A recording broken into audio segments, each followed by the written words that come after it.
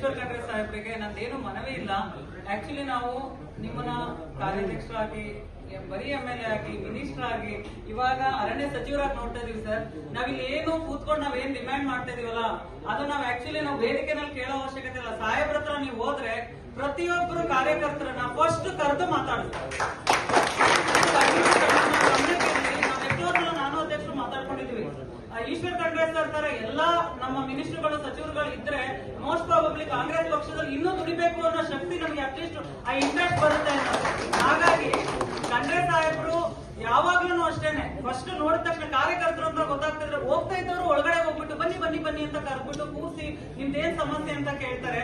ಹಾಗಾಗಿ ನಮ್ಮ ಎಲ್ಲ ಕಾರ್ಮಿಕ ಘಟಕದ ಪರವಾಗಿ ಸರ್ ನಾವು ತುಂಬಾ ಹೃತ್ಪೂರ್ವಕ ಧನ್ಯವಾದ ಹೇಳ್ತೀವಿ ಸರ್. ನಿಮ್ಮಂತ ನಾಯಕರ ಅವಶ್ಯಕತೆ ಇದೆ. ನೀವು ಒಂದು ದೊಡ್ಡ ಮಟ್ಟದಲ್ಲಿ ಇನ್ನೂ ಬೆಳಿಬೇಕು.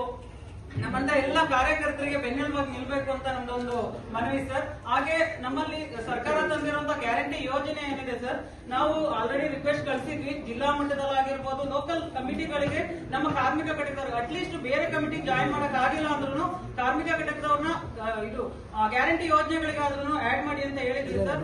ಕೆಲವೊಂದು ಕಡೆ ಆಗಿದೆ, ಕೆಲವೊಂದು ಕಡೆ ಆಗಿಲ್ಲ. ಅಟ್ಲೀಸ್ಟ್ ನೆಕ್ಸ್ಟ್ ಕಮಿಟಿಗಾದ್ರೂ ಎಲ್ಲಾ ಜಿಲ್ಲೆಯಲ್ಲೂ ಅವಕಾಶ ಕೊಟ್ರೆ, ಯಾಕೆಂದ್ರೆ ಪ್ರತಿಯೊಬ್ಬರು ಕಾರ್ಮಿಕರನ್ನ ಭೇಟಿ ಮಾಡೋದೇ ಕಾರ್ಮಿಕ ಘಟಕದವರು ಸರ್. ಸೊ ಹಾಗಾಗಿ ಇನ್ನೂ ಜಾಸ್ತಿ ನಾವು ಮುಂದಿನ ದಿನಗಳಲ್ಲಿ ನಾವು ಸರ್ಕಾರ ಅಧಿಕಾರಕ್ಕೆ ತರಕ್ಕೆ ಅವಕಾಶ ಆಗುತ್ತೆ ಅಂತ ಈ ಮೂಲಕ ಕೇಳ್ಕೊಳ್ತಾ ಇದೀವಿ ಸರ್. Thank you.